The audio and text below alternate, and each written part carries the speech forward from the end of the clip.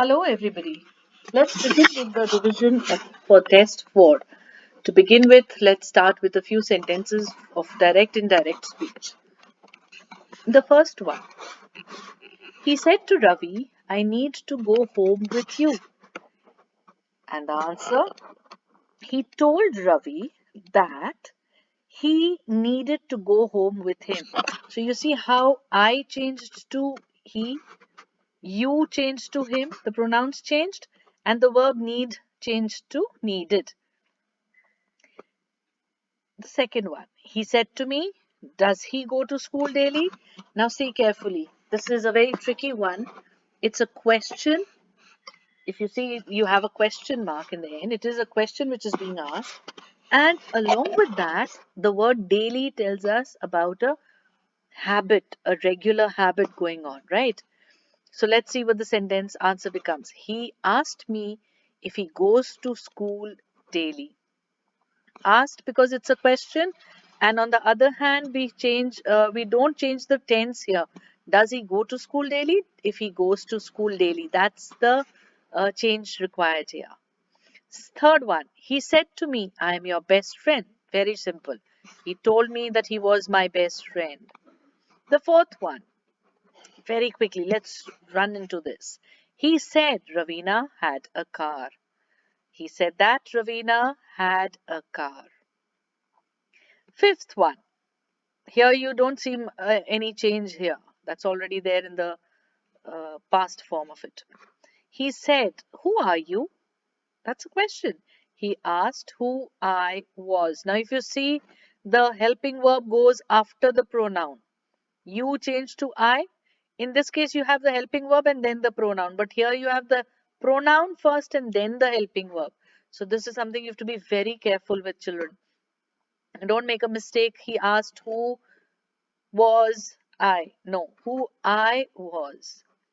And don't put a question mark in your indirect speech. Very careful with that. Another question, next one. He said to Shweta, who are you to me? He said to Shweta who she was to him. Who will remain who? Again, see, your helping verb, then pronoun. Here, what is it? Pronoun and then the helping verb.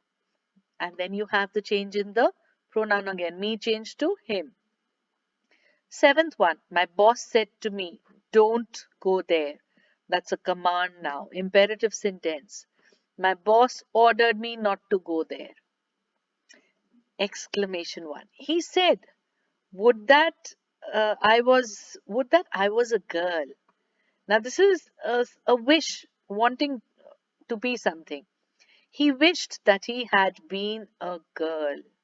Now, this little boy, he wants to be a girl. Maybe he feels the girls are more uh, given favor because Ruchi ma'am favors the girls, isn't it?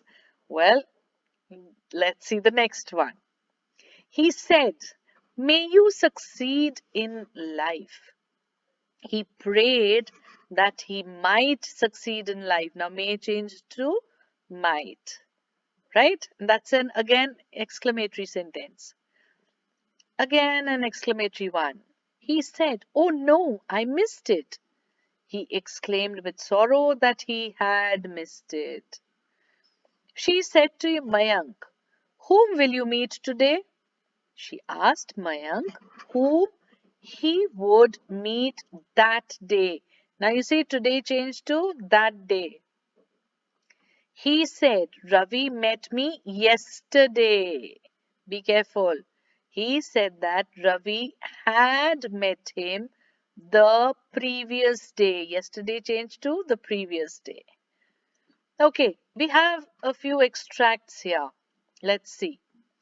I gazed and gazed, but little thought what wealth the show to me had brought.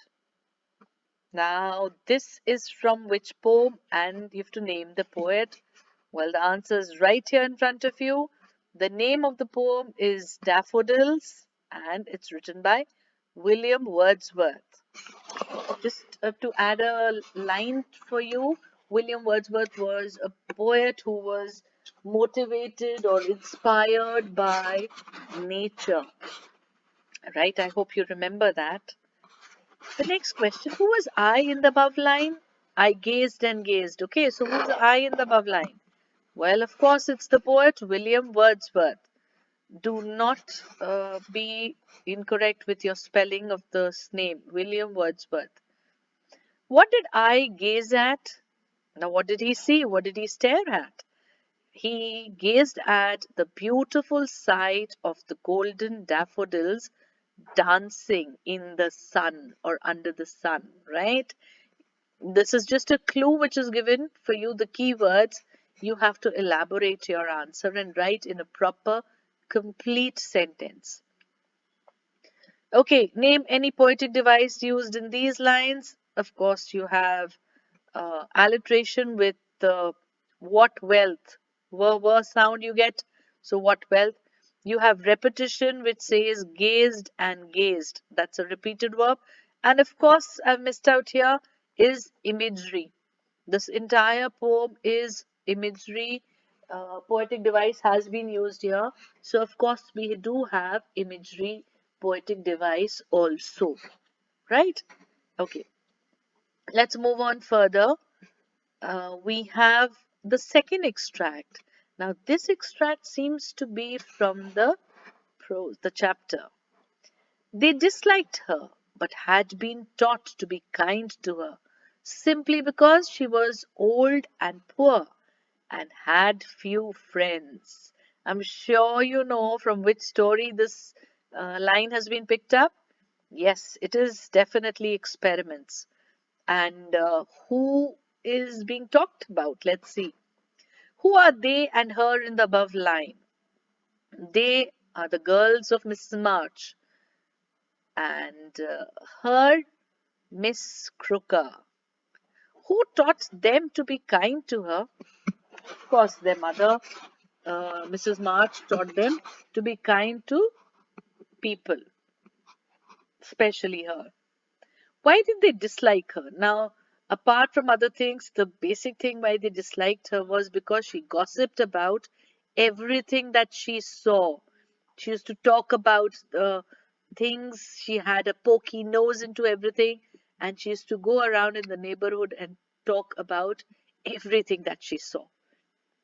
Well, our next question here, which part of speech has the word old been used as?